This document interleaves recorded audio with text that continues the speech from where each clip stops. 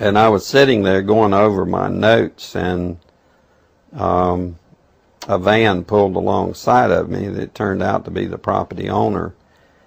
And he greeted me, and he was by himself, and so we had a good little dialogue there, and I asked him about the field of black boxes.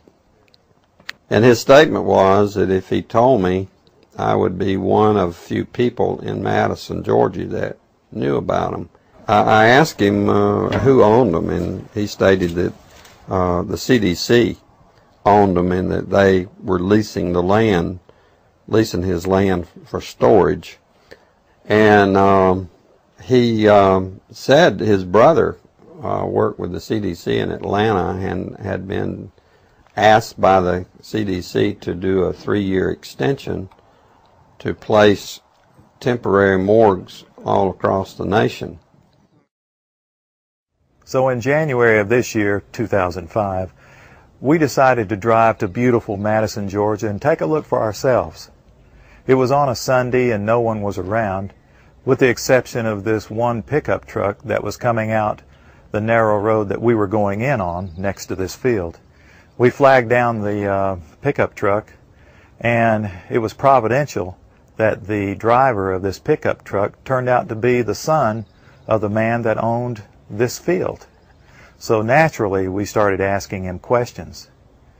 And he told us that not long ago there had been as many as 500,000 of these grave liners or disposable coffins.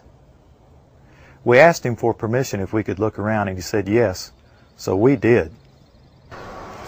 We're just getting an idea for the size of these boxes. What could these boxes be used for? Well, they're called casket liners.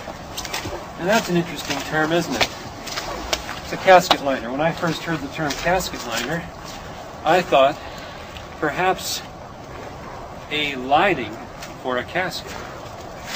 But this is too big to be on the inside of a casket. So certainly this could be used as a casket. This is an inexpensive casket. And you can see the size here. There's lots of room. I think my friends here, we could all probably get inside, and it might be a little cozy, but we'd fit just fine.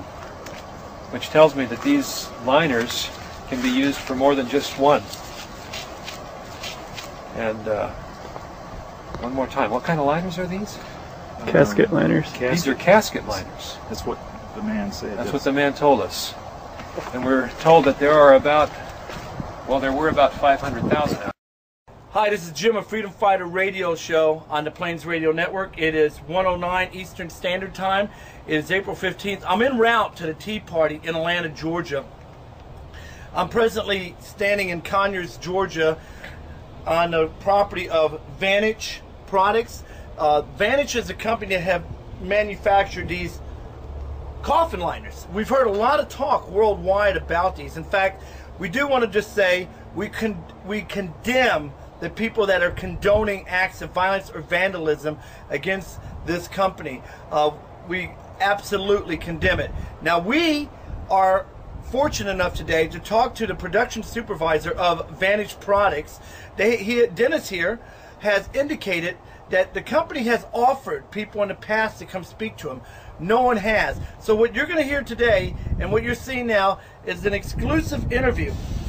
An exclusive interview with a representative of Vantage so that we can hear from the company side what these boxes are really about. Are they FEMA coffins, or are they just merely coffin liners?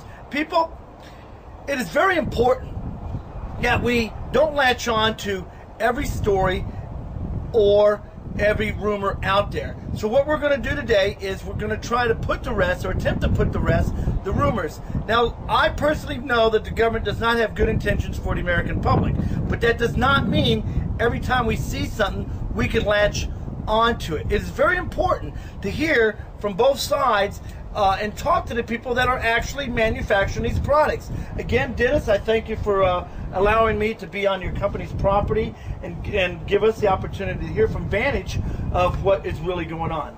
Dennis, how long have you been working for Vantage? I've been working since 1994, so better part of 14, 15 years. Okay, about when has these rumors surfaced about these FEMA coffins? Can you tell us about when you start hearing about these?